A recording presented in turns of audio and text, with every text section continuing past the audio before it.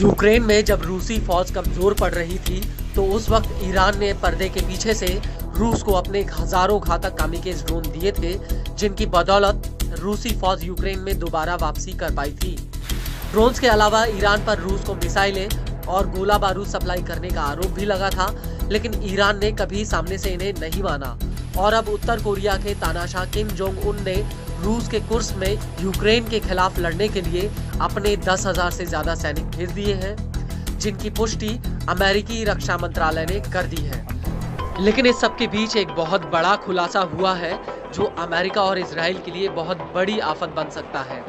वो ये है कि यूक्रेन की न्यूज एजेंसी की पोस्ट ने अपनी रिपोर्ट में कहा है कि रूस ने अपने सहयोगियों को Sukhoi Su-35S fighter jet supply किए हैं और ये जेट्स अब तेहरान तक पहुंच चुके हैं और उसने ये हथियार ईरान से मिले ड्रोन और गोला बारूद के बदले में पेमेंट के रूप में दिए हैं। पिछले साल अप्रैल 2023 में रूस ने ईरान को 2 दर्जन यानी 24 सुखोई Su-35 लड़ाकू जेट्स देने का कॉन्ट्रैक्ट किया था।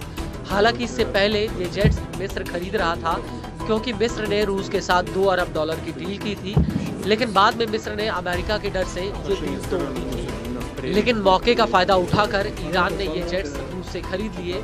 लेकिन अब आसमान में अपनी ताकत बढ़ाने के लिए ईरान ने रूस के साथ नया करार किया है। दरअसल रूस ने ईरान को सुखोई 35 की मैन्युफैक्चरिंग तेहरान में करने का लाइसेंस दे दिया है। की पोस्ट के मुताबिक ईरानी पत्रकार हयाल मोआजिन ने यह जानकारी दी है। हयाल के मुताबिक ईरान पहले से ही सुखोई 30 और सुखोई 35 जेट्स की असेंबलिंग के लिए एक प्लांट लगाने की तैयारी में है। हालांकि शुरुआती तौर पर ईरान को पहले से ही मैन्युफैक्चरिंग सब सिस्टम्स, उपकरण और अन्य उपकरण लोकल असेंबलिंग के लिए मिलेंगे। वहीं दूसरी तरफ इजराइल के मेजुजा टेलीग्राम के मुताबिक रूस ने ईरान को 72 सुखोई 35 जेट्स की मैन्युफैक्चरिंग का लाइसेंस दिया है। हालांकि इस लाइसेंस के तहत कितने सुखोई 30 जेट्स मैन्युफैक्चर किए जाएंगे, इस बात की अभी तक जानकारी सामने नहीं आई है।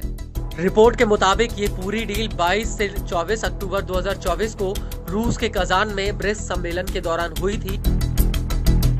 लेकिन इस सब के बीच बड़ा सवाल ये है कि ईरान को सुखोई 30 और सुखोई 35 जेट्स मिलने से आखिर उसकी ताकत कितनी बढ़ जाएगी। तो आपको बता दें कि ये दोनों ही जेट्स बेहद ही ताकतवर हैं और इनके लोकल प्रोडक्शन से ईरान को हथियारों के लिए बाहरी कंपनियों पर निर्भर नहीं होना पड़ेगा।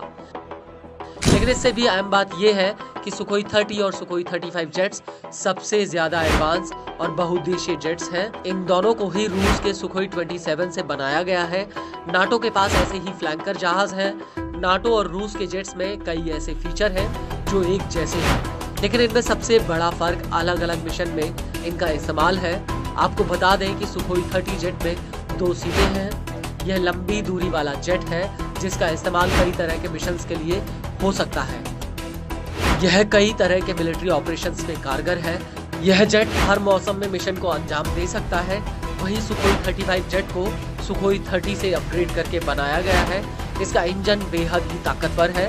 इसमें upgraded electronic counter measure system लगे हैं। इसमें मॉडर्न एवियोनिक्स है जिससे इस जेट को लंबी दूरी तक इंटरसेप्ट नहीं किया जा सकता।